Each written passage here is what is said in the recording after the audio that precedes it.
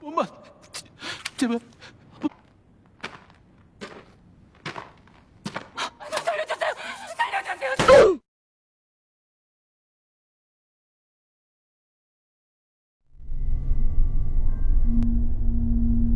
Episode 3 film Squid Games ini dimulai dengan detektif Jung Woo yang sedang mengikuti para staf yang membawa para peserta ke suatu pelabuhan. Ia akhirnya memarkirkan mobilnya.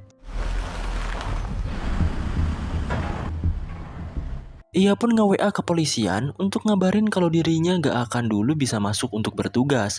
Jung Woo melihat rombongan mobil itu dan akhirnya ia memutuskan untuk mengikuti mereka. Dengan keahlian sebagai detektif, Jung Woo menyelinap ke bawah mobil dan ikut masuk ke dalam kapal itu dan film pun dimulai.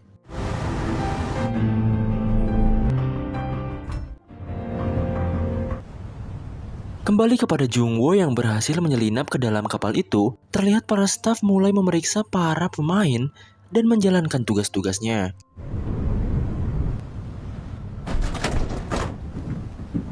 Para staf itu pun mendeteksi para peserta dengan detektor satu-satu, gunanya untuk mengambil data diri dari mereka. Dan Jung Woo akhirnya pura-pura pingsan saat staf itu memeriksa peserta satu persatu.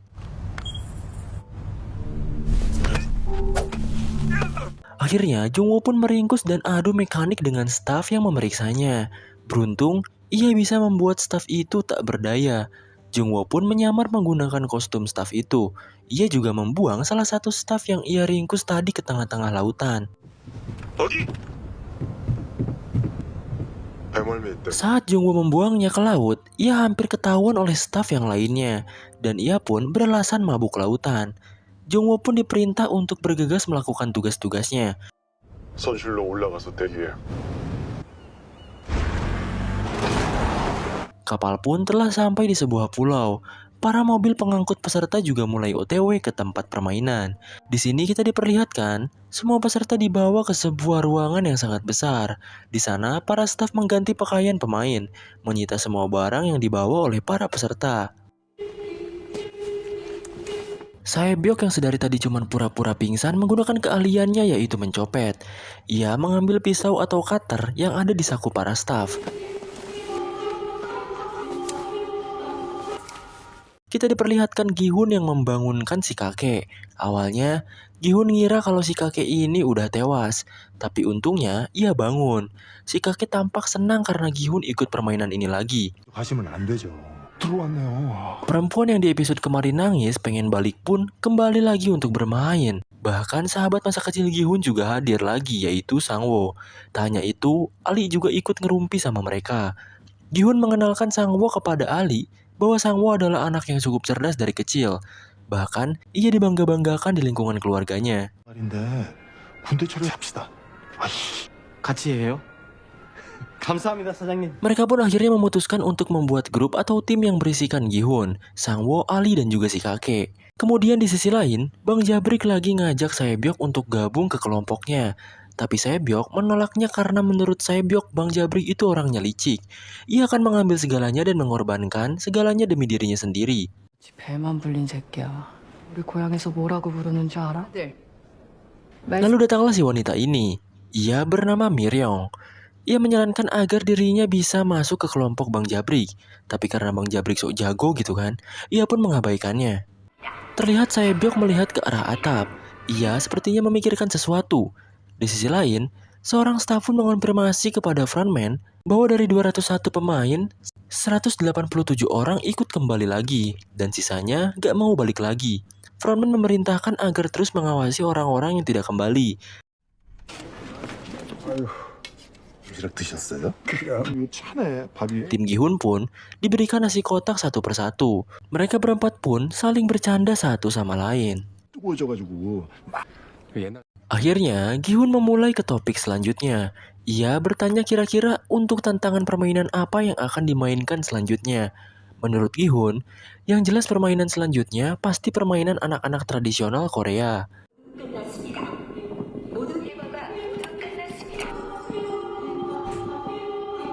Singkat cerita, diperlihatkan para staf yang mulai memasuki kamarnya masing-masing. Jung Woo kebingungan mencari kamar pemilik identitas yang ia bunuh. Beruntung, ia bisa menemukannya. Saat Jungwoo hendak masuk, tetangganya pun malah melihat ke arah Jungwoo dengan curiga. Karena Jungwoo seperti berlagak kebingungan gitu. Setelah masuk kamarnya, Jungwoo membaca aturan di sana. Seperti tetap memakai topeng saat di luar ruangan, bicara tanpa izin, dan dilarang keluar ruangan tanpa izin. Di ruangan yang kecil itu juga ada CCTV. 아니 그럼 여기 남자들 천지 너 말고 Saat jam-jam tidur malam, Miryong malah teriak-teriak kayak orgil. Ia meminta izin untuk buang air ke toilet, tapi staf yang menjaga tak mau mengizinkannya. Ryung akhirnya kesal dan berusaha untuk buang air di tempat itu juga. Karena terpaksa, akhirnya staf pun membolehkannya. Saat hendak masuk, Saebyok malah ikut-ikutan buang air. Dan ya sudahlah, mereka buang air kecil berdua. 경기 닦아놓으니까 그냥 낼름 Di sisi lain, Jungwoo diberi makan oleh staf lain, dan ia terpaksa harus membuka topengnya. Ternyata di balik semua itu, ada para staf yang lain yang sedang mengawasi staf-staf itu di CCTV-nya. Setelah sampai di toilet, Ryong ternyata tidak buang air kecil. Ia mengeluarkan suatu benda yang ia sembunyikan di celana dalamnya. Atau lebih dalam lagi. Ternyata benda itu isinya rokok plus dengan korek apinya. Saebyok masuk tanpa permisi ke toilet Ryung. Ia berencana akan naik ke atas atap untuk mencari informasi. Ryung membantu Saebyok dengan mengulur waktu.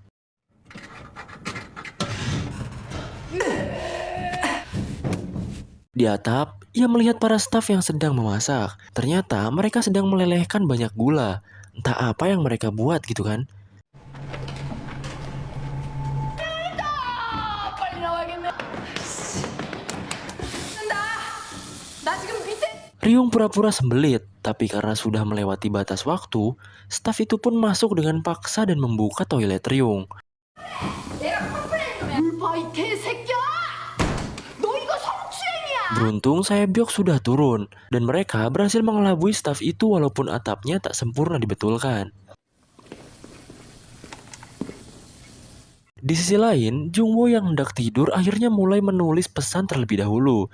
Pesan itu berisi Jungwoo yang sedang berada di suatu tempat rahasia, dan ia harus masuk ke dalam selimut agar CCTV itu tidak merekamnya. 그리고 가면들.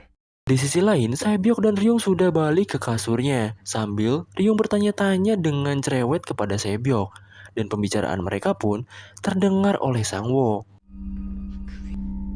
Ketika pagi sudah tiba, para pemain pun diberikan makanan mereka masing-masing. Ryung terus-terusan bertanya soal apa yang Saebyok lihat semalam.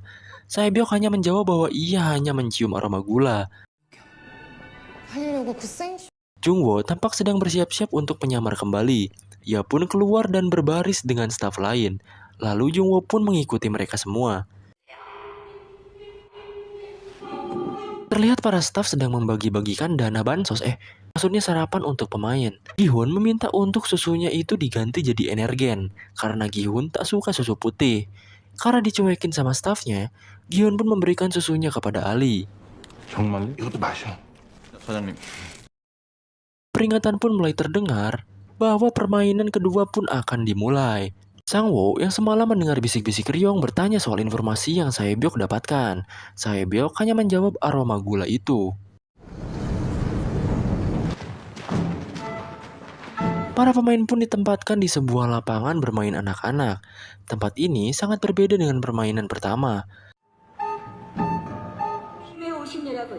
뺑뺑이에서 오래버티기. Sangwoo mulai menganalisis dengan pikirannya perihal yang dikatakan Saebyok. Ia akhirnya mengingat-ingat masa lalunya. Di ingatannya itu, ia melihat anak-anak yang sedang membeli permen gula.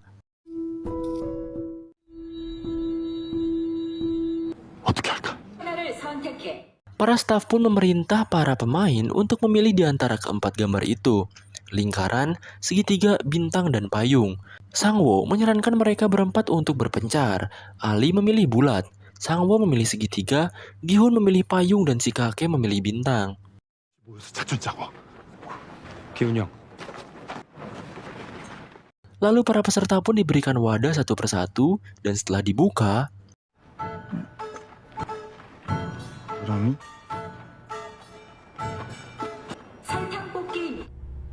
좋겠다. Ternyata benar saja perkiraan Sangwo. Isinya adalah permen gula. Setiap pemain diberikan gambar sesuai pilihan mereka, dan mereka harus membuat gambar dari gula itu terpisah dari bagiannya yang lain dengan jarum yang sudah disediakan. Sialnya, Gi-hun malah memilih payung di mana payung akan jauh lebih sulit dari yang lainnya. 그럼 시작합니다. Permainan pun dimulai. Mereka semua berusaha memisahkan bentuk gambar dari gula-gula itu dengan fokus. Jika mereka gagal, mereka akan ditembak mati oleh staf. Atau jika mereka belum selesai sesuai waktu yang ditentukan, mereka akan ditembak mati juga.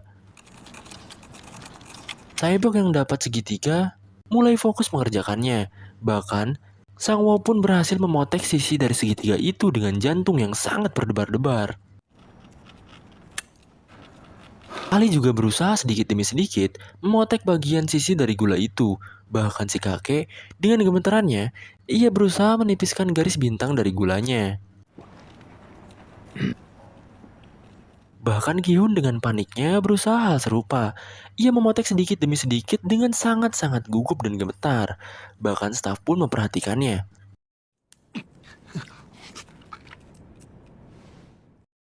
Salah satu peserta pun malah membuat gagang payung dari gulanya itu patah. Dan alhasil,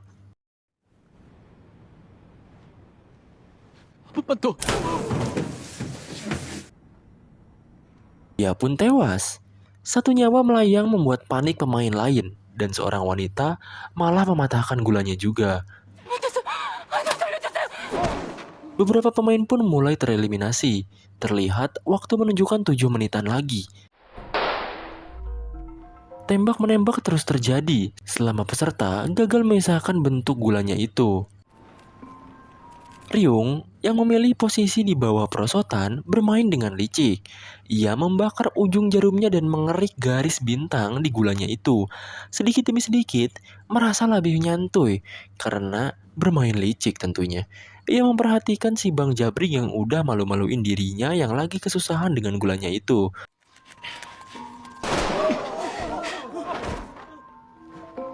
Pria berkacamata pun berhasil memotek bagian terakhir gulanya itu, dan ia lolos di permainan kedua ini, diikuti oleh Sae-byok yang sukses juga.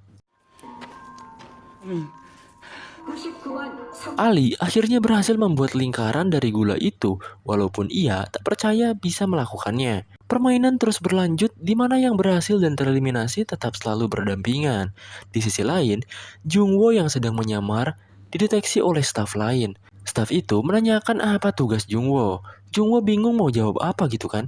Akhirnya staf itu pun menegaskan kalau Jungwo bertugas membersihkan mayat setelah permainan.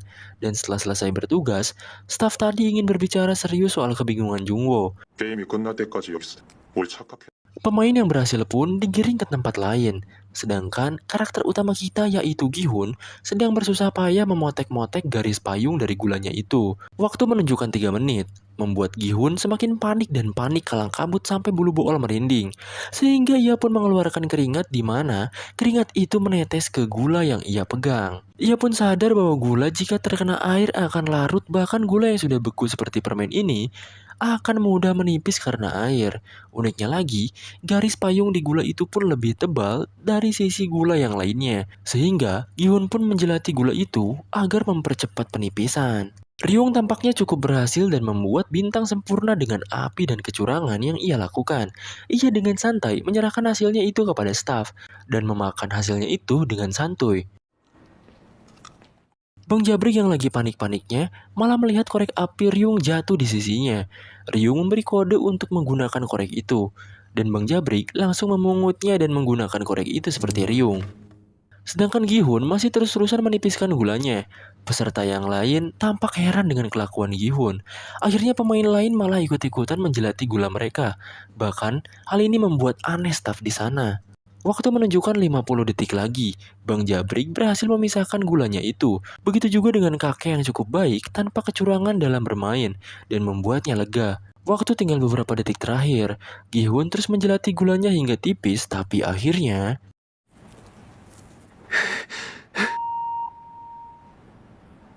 ia jadi pemain terakhir yang lolos. Salah satu pemain sangat-sangat panik. Waktu sudah habis dan ia menutup hasil karyanya itu. Staf meminta membuka tangannya, dan ternyata gambar yang ia buat patah. Saat hendak membunuh peserta itu langsung menusuk wajah staf dengan jarum dan mengambil pistol staf itu. Ia pun menembak staf yang lain dan membuat staf itu jadi tawanan. Hal ini membuat frontman harus turun tangan. Orang-orang yang tidak tepat waktu pun langsung ditembaki oleh para staf dan membuat panik orang-orang di luar. Para staf pun mengarah ke pria ini. Pria ini menodongkan dan memerintah staf yang ia tawan membuka topengnya agar pria itu bisa melihat wajahnya. Staf itu pun membuka topengnya dan melihat ke arah pria itu. Tampak pria itu kaget karena staf itu adalah pria muda. Setelah melihat wajahnya, pria itu pun menembak kepalanya sendiri dan tewas. Frontman yang turun ke lapangan langsung menembak staf yang membuka topengnya sendiri. Frontman menjelaskan jika para peserta tahu wajah kalian, kalian akan mati. Jungwoo pun mengambil topeng dari staf yang sudah tewas. Topeng itu memiliki gambar kotak, sedangkan yang dipakai oleh Gi-hun saat ini adalah bulat. Dan episode 3 pun berakhir. Apakah Jungwoo akan ketahuan menyamar oleh atasan staf di sana? Permainan apa lagi yang akan mereka lakukan? Dan siapa yang akan menjadi pemenang? Akankah Gi-hun mati, si kakek yang mati, atau malah Sang-woo yang dengan kecerdasannya yang menang? Kita lanjut ke episode 4.